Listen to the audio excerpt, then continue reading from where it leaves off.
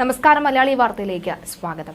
G Sudhakaran എന്നതിൽ നിന്ന് Sudhakaran G എന്ന വിളിക്കേണ്ട ദിവസം അധികം വൈകിയില്ല. ഉടനെ തന്നെ അത്തരമൊരു പേര് നമ്മുടെ കേരള രാഷ്ട്രീയത്തിൽ ഉണ്ടാകുമെന്ന സൂചന നൽകിക്കൊണ്ട് ശോഭാ സുരേന്ദ്രൻ കഴിഞ്ഞ ദിവസം ഒരു ഫേസ്ബുക്ക് പോസ്റ്റ് ഇട്ടിരുന്നു. ആ ഫേസ്ബുക്ക് പോസ്റ്റ് ഇപ്പോൾ വലിയ രീതിയിൽ ചർച്ചയാവുകയും ചെയ്യുന്നുണ്ട്.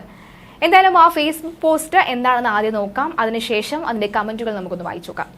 മോദിജിയെക്കുറിച്ചുള്ള യാഥാർത്ഥ്യം തുറന്നു പറഞ്ഞ ജി സുധാകരന് നന്ദി.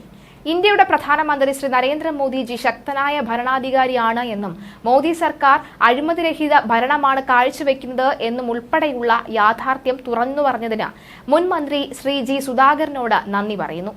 ജീവഭയം മാറ്റിവെച്ച പിണറായിയുടെ കുടുംബാധിപത്യത്തിനും അഴിമതിക്കും ദുർഭരണത്തിനുമെതിരെ പ്രതികരിക്കുന്ന CPM-ന്റെ നേതാക്കൾക്ക് BJP സംരക്ഷണം നൽകും.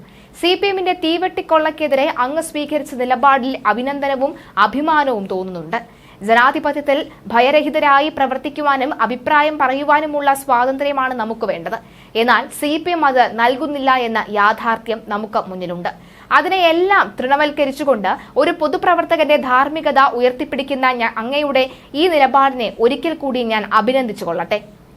അങ്ങ് ഇപ്പോൾ തുടരുന്ന രാഷ്ട്രീയത്തോട് എനിക്ക് കടുത്ത വിയോജിപ്പുണ്ടെങ്കിലും ഈ വിഷയത്തിൽ ഞാൻ അങ്ങയോടൊപ്പമാണ് എന്നാണ് അദ്ദേഹം പറഞ്ഞു വയ്ക്കുന്നത്. തിരിച്ചറിവുകൾ വൈകിയേ വരൂ. ശബരിമല വിഷയത്തിൽ ഇദ്ദേഹത്തിന്റെ ചില പ്രസ്താവനകൾ ഉണ്ടായിരുന്നു. ശബരിമലയിൽ യുവതി പ്രവേശനം നടത്തും, യുവതികൾ ഇനിയും കയറും, ഇവനൊക്കെ ആരാ ചോദ്യം ചെയ്യാൻ, എന്തിനാ അധികം, തിരുമേനിയുടെ കളസം വരെ നിരീക്ഷിച്ചു ചിലപ്പോൾ ഇപ്പോൾ പശ്ചാത്തപിക്കുന്നും ഉണ്ടാകാം. അതായത് ജി സുധാകരൻ അദ്ദേഹം ആദ്യ കാലഘട്ടങ്ങളിൽ കമ്മ്യൂണിസ്റ്റിന്റെ അല്ലെങ്കിൽ പിണറായി വിജയന്റെ തത്വങ്ങളെ അതേപടി അംഗീകരിച്ചിരുന്ന കാലഘട്ടത്തിൽ യുവതീ പ്രവേശന സമയത്ത് അദ്ദേഹം നടത്തിയ ശബരിമലയിലെ യുവതീ പ്രവേശന സമയത്ത് അദ്ദേഹം നടത്തിയ ചില അഭിപ്രായങ്ങൾക്കെതിരെയാണ് ചില കമന്റുകൾ വരുന്നത്. അതായത് ഇന്ന് അതിനെല്ലാം പ്രായച്ചിത്തം തോന്നുന്നുണ്ടാകാം എന്നാണ് കമന്റുകൾ നിരവധി വരുന്നത്.